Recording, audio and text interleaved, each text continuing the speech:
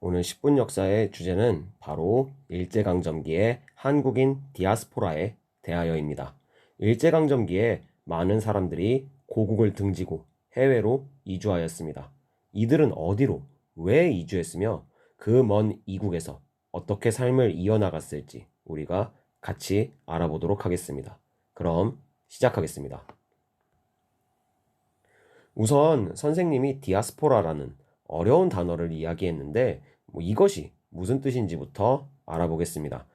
사실 역사를 공부하는 중요한 이유 중에 하나는 이처럼 어려운 이야기들을 하면서 아는 척하기 위함도 꽤 큰 지분을 가지고 있습니다.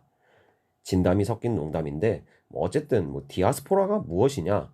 디아스포라는 그리스어로 흩뿌리다, 흩뿌려진 것, 이런 것을 뜻하는 단어입니다.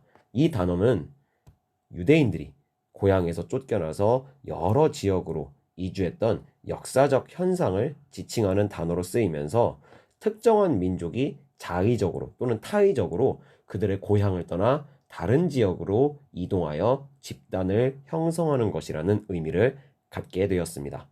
일제강점기에는 많은 한국인들이 고국을 등지고 해외로 이주하면서 이러한 모습이 보이게 됩니다. 즉, 고향을 떠나서 타지에서 한국인 집단을 형성한 것입니다.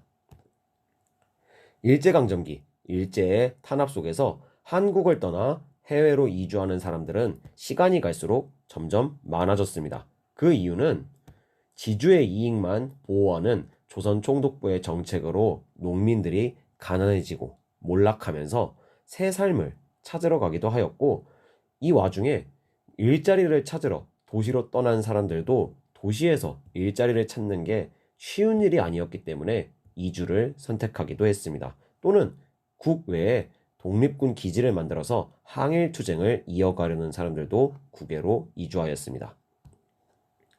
이렇게 한국을 떠난 한국인 이민자들이 주로 향한 지역은 크게 4지역 정도로 분류를 해볼 수가 있습니다. 중국 동북부인 만주, 그리고 러시아의 연해주, 바다 건너의 일본과 더 먼 바다 건너의 하와이 등 미국과 멕시코 지역이 바로 그 4가지 지역이 되겠습니다. 우선 만주와 연해주로 이주한 한국인들의 삶부터 알아보겠습니다. 일제강점기 초기부터, 아니 그보다 조금 이전부터 많은 한국인 이주민들이 만주와 연해주로 이주하였습니다. 그 이유는 압록강과 두만강을 건너면 바로 도착하는 한반도에서 가까운 곳이었기 때문입니다. 이들은 황량한 황무지를 개간해서 삶의 터전을 일구었고, 여기 보이는 서전서숙 같은 학교를 세워서 민족 교육을 실시하면서 만주와 연해주 곳곳에 만주 삼원보의 신안민촌, 연해주 블라디보스토크의 신안촌 같은 한인촌들이 여기에 형성됩니다. 이러한 한인촌들은 독립군이 식량과 물자, 인력을 지원받을 수 있는 곳이기도 했기에 무장 독립투쟁의 근거지 역할을 하였습니다. 그러한 점 때문에 이들은 큰 고난을 겪기도 했습니다. 대표적으로 만주 지역에서는 1920년 봉오동 청산리 전투에서 패배한 일본군에 의해서 독립군의 근거지를 없애기 위한 만주에서의 대학살이 벌어지게 됩니다. 만주에서 이 한반도와 붙어있는 간도 지역의 한국인들 1만여 명이 이때 일본군에게 학살당하게 되는데, 이것이 바로 우리가 저번에 배웠던 간도 참변이 되겠습니다.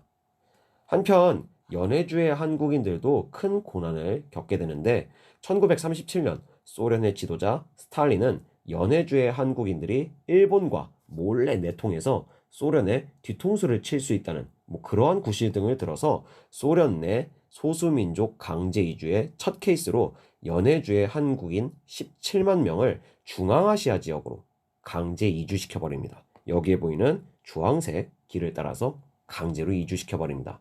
이렇게 강제 이주당한 한국인들은 시베리아 횡단철도를 통해서 6,500km를 이동해서 중앙아시아의 황량한 평원 속으로 내던져집니다. 이 척박한 땅 속에서 많은 사람들이 굶어 죽는 등 큰 고난을 겪었지만, 이 한국인들은 그 척박한 땅에서 기어이 농사를 성공시켜 살아남아 지금까지 그 후손들이 그곳에 살고 있습니다. 그들을 바로 까레이스키, 고려인이라고 하고 있습니다. 다음으로는 일본과 미국에 이주한 한국인들의 삶을 보겠습니다. 일제강점기 초기에는 만주와 연해주 지역으로 주로 많은 사람들이 이주하였지만 시간이 흐르면서 일자리를 찾아서 우리보다, 한국보다, 조선보다 경제가 더 발전했던 일본으로도 많이 이주를 선택하게 됩니다. 이들과 이들의 후손을 제일한국인, 일본어로 자이니치라 부릅니다. 대표적으로 여기 보이는 사랑의 아빠 추성훈 씨, 그리고 여러분들이 좀 알만한 알지 모르겠네요. 여기 보이는 축구 선수인 정대세 이런 분들이 자이니치 제일한국인들이 되겠습니다. 이렇게 일본으로 간 한국인들이 마주한 것은 식민 지배의 서러움이었습니다. 이들은 일본인들에 비해서 임금 차별을 받았을 뿐만 아니라 공공연한 멸시와 조롱 견뎌야만 했습니다. 이런 한국인들을 비하하는 조센징 또는 총 이런 비하적 단어 같은 것들 말입니다. 이러한 어려운 상황 속에서 제일 한국인들은 독립운동에도 힘을 썼습니다. 대표적으로 일자리를 찾아서 일본으로 이주했다가 한인애국단에 참여한 이봉창 의사, 그리고 무정부주의자로서 아나키스트로서 천황 암살 계획을 세웠다는 혐의를 받고 체포되었던 박열 등이 그러한 독립운동가들이 되겠습니다. 이러한 일본 지역의 한국인들에게도 큰 고난은 여지없이 찾아오게 됩니다. 1923년 9월 1일 일본의 수도권인 간토, 관동 지방에서 규모 7.9의 강진이 일어나니 이것이 바로 관동 대지진, 간토 대지진입니다. 주택 12만 채가 붕괴하고 사망자와 행방불명자를 통틀어서 40만에 이르는 사상자가 발생한 이 아비 규환 속에서 일제는 일본인들의 불만과 혼란을 돌리기 위해 한국인들이 이때를 틈타서 우물에 독을 풀어 일본인들을 독살하려 한다. 이런 등의 유언비어를 유포합니다. 결국 거짓 소문에 분노한 일본인들에 의해서 6천여 명의 한국인이 이때 학살을 당하게 되니 이것이 바로 관동대학살입니다.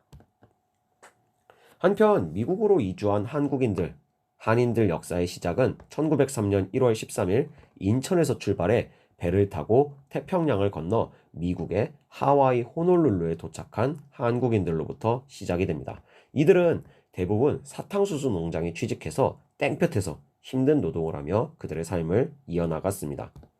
이러한 한국인의 미국 이민 역사에서 빼놓을 수 없는 것이 바로 사진신부입니다.